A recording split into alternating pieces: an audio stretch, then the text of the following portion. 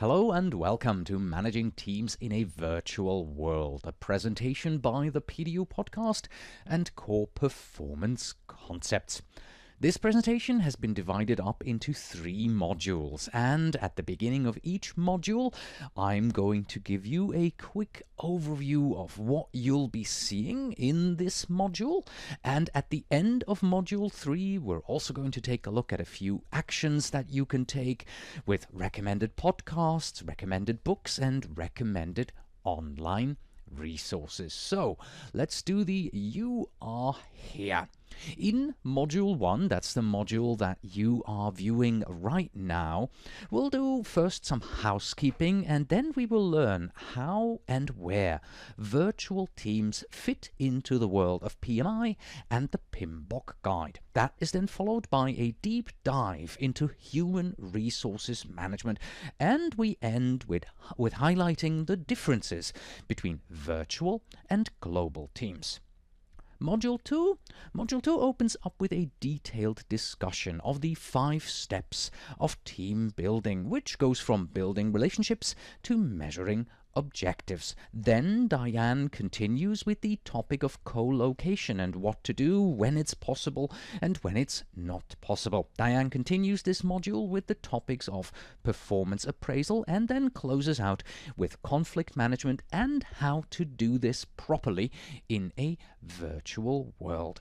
And finally, in Module 3, we first go through a case study of Busy Foods Incorporated. Here, Diane will introduce you to the various ideas of how you can use technology to communicate effectively in the areas of work packages, to-dos, and issues, in particular with some screenshots from an application that she likes to use. That is followed by something rather unexpected. Diane will go through some PMP exam questions with you to give you an opportunity to test yourself before she does a closing review. And as promised, at the end of this, we'll do a bit of take action. We'll give you a few recommended podcasts, recommended books, and recommended resources. And now, please join me and Diane in the studio for our feature presentation. Hello and welcome to this project management webinar from Core Performance Concepts. In this presentation, Diane Altwies is going to discuss one of the greatest challenges that face us project managers today: managing teams in a virtual world. My name is Cornelius Fichtner, I'm the host, and right beside me is your presenter, Diane Altwies. Hello, Diane. Hi, everybody. Let's begin with your presenter, Diane Altwies. Diane is the co-author of 3 books: Achieve PMP Exam Success, Achieve CAPM Exam Success, and Program Management Professional, PGMP. These are all study guides for various PMI project management certification, but you have also been a project and program manager for over 20 years, and you have experience in healthcare, financial services, aerospace, and mortgage lending. My job throughout this presentation will be to ask probing questions and get you, Diane, to go deeper into the various subjects as we're going through these slides here. So before we even get started with the first slide, let me ask you this. What is your personal biggest challenge that you usually experience with a virtual team? Probably the biggest challenge we have, and I know I'm not alone in this, is ensuring that the people that are working virtually truly understand the task that they have to perform.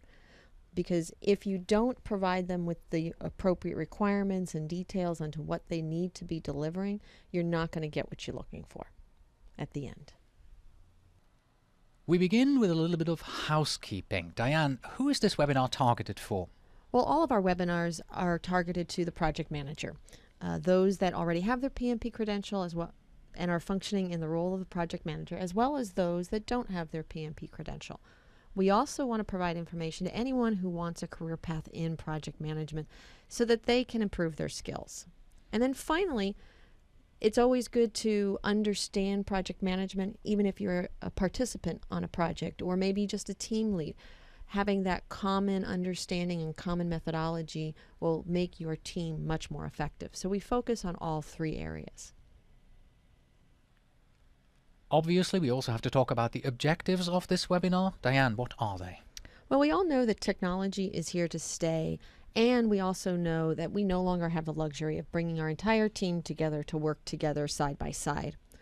Monitoring, controlling work from afar in a virtual world is not easy. There's lots of challenges that we as project managers need to overcome.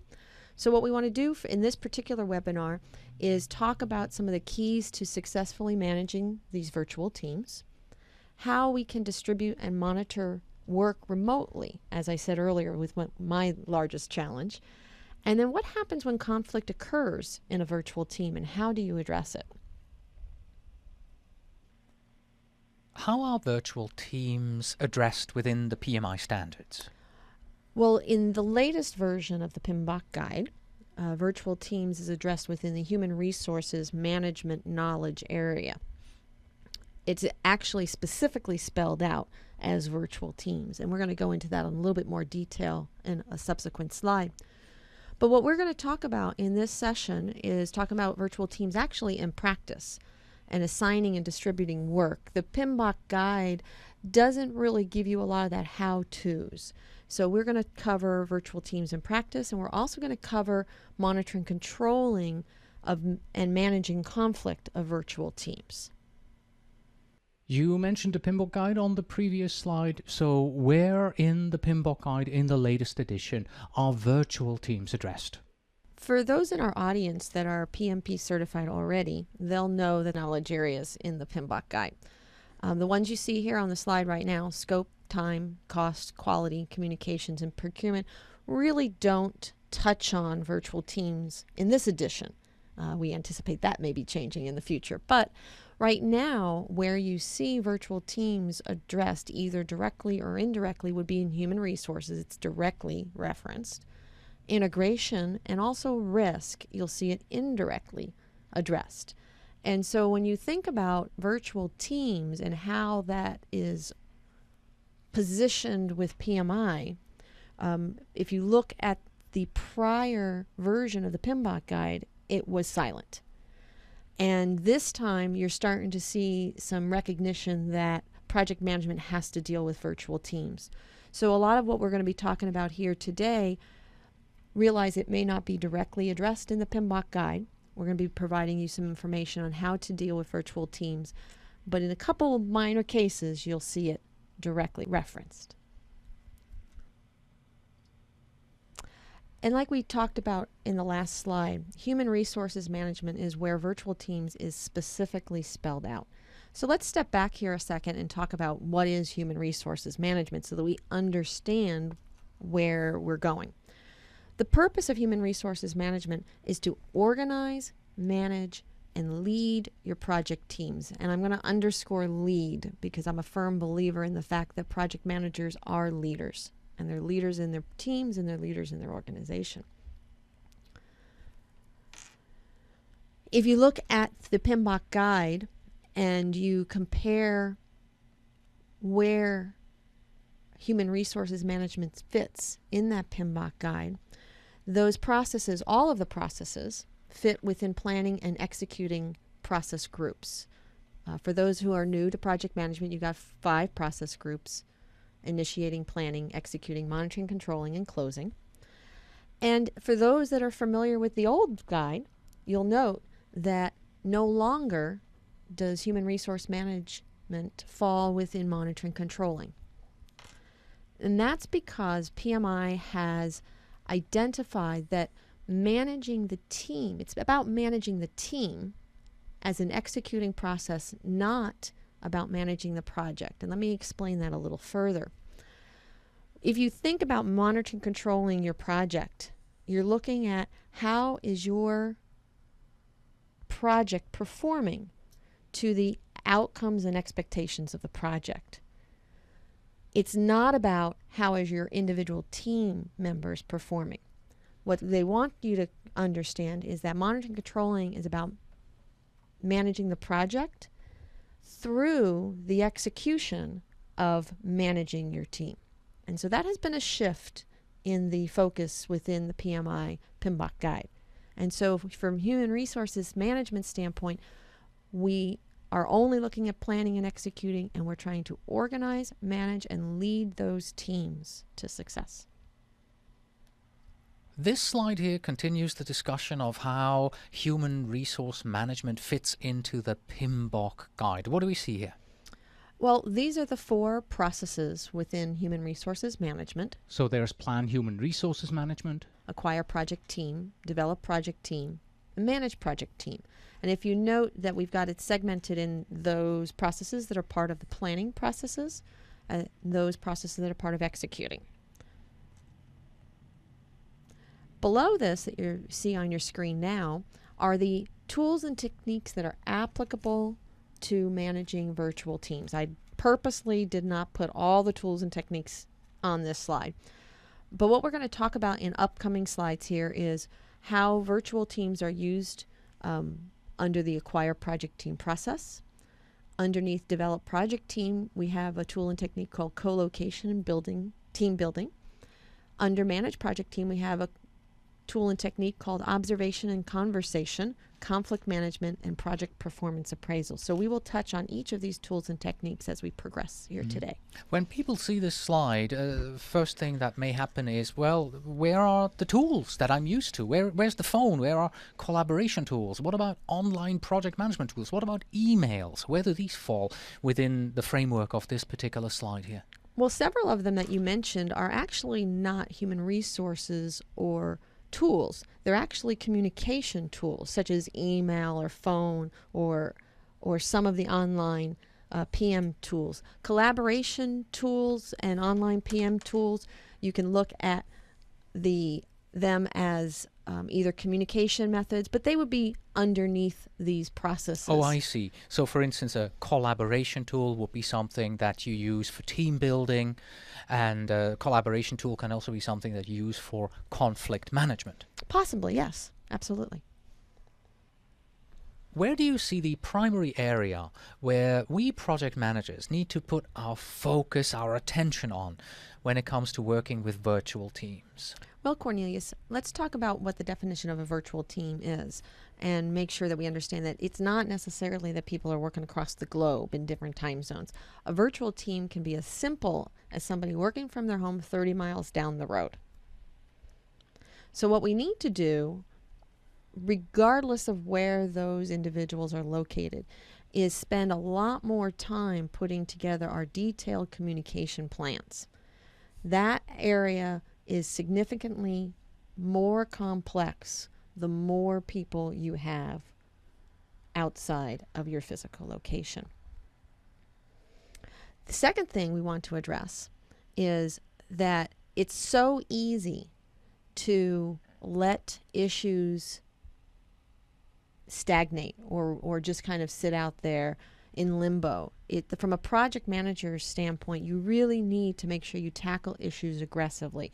You've got people that are sitting at their home or sitting in their office in a different location, and they need to know what to do. And especially if they bring up issues, you might have a person that's going to end up being idle for a period of time if you don't address the issues that are coming up. They can't just walk across the hallway and talk to Joe to find out how to resolve their issue. They're waiting for you.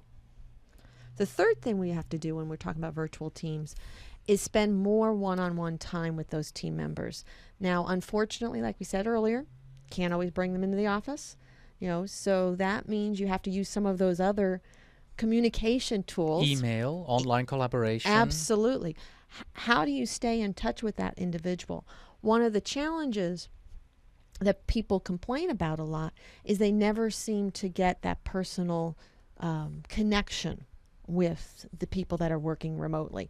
So the project manager really needs to spend the time, take the time to get to know those individuals that are on the other end of the phone. Mm-hmm.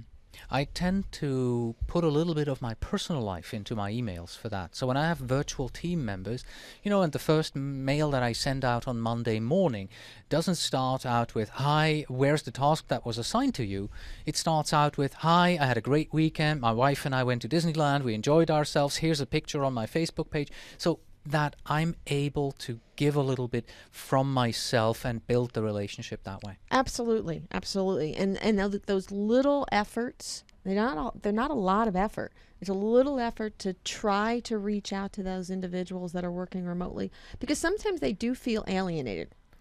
So you have to make the effort, reach out to them, talk to them, get to know who they are, ask them questions about, hey, what's your favorite hobby? Or it may not seem applicable to your particular project, but the more they can connect with you and you connect with them, the more effective they'll be at communicating to you when things really need to be communicated, such as issues.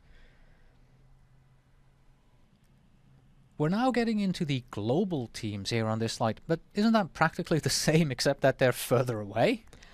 Yes and no, Cornelius. When we're talking about global teams, you're talking about people with different cultures, you're talking about people with different beliefs, you're talking about people that are living in different time zones, and it adds challenge to your project. So when a project manager is assigned to a global team, they do have to think things through a little bit differently than we talked on the last slide about just a virtual team where it could be just down the street. One of the things we need to address is the fact of diversity. Every culture is different, and you need to make the time to understand the cultures. So if your team is, in the U.S., or maybe in India, or the Philippines, or in Mexico, or in the Ukraine, or in Switzerland, every country, the work ethic, the issues that you will be faced with as a project manager will vary. I'll give you a simple example. I work with some people that are actually in the Ukraine, and I have worked many times with people that are in India. And their cultures are very different in that the Indian culture has a harder time asking questions or raising issues and saying they can't do something. Whereas the Ukrainian culture in general, they are not afraid of saying that something can't be done or that this is a very complicated thing. Their approach to tackling problems is very different. So as a project manager, you need to understand that. And you can leverage that in your projects if you understand those various cultures. It's not a problem if you know about it and you can make good use of it. Absolutely. Yeah. Absolutely. One of the things that you must do in these global settings is plan for more frequent meetings. Because you're dealing with multiple time zones, multiple languages potentially, where English is not necessarily their first language, having more frequent meetings of shorter duration is recommended. And the reason I say that is when you have these global teams, and everybody can relate to this, they're on the phone. And if you schedule one big meeting every week that's going to run for 2 hours, within about 15 minutes, you're going to lose everybody on that phone call because they're going to be off doing emails and other things. They're not going to be paying attention. So when I say more frequent meetings, it's very specific agendas, very specific targets for completion in that particular meeting, and only have the people that need to be in the meeting. The next bullet here talks about smaller groups to accommodate the varying time zones. You don't need to have the entire project team on at the same time. Because if you're working with different time zones, you might have to be up at 3 a.m. one time or 9 at night. So plan for many more meetings, smaller duration, targeted agendas. Yeah, that's exactly what my wife is doing. My wife is managing a project in a healthcare company, and she has a meeting with the people from Europe, and then the next day she has a meeting with the people from Asia.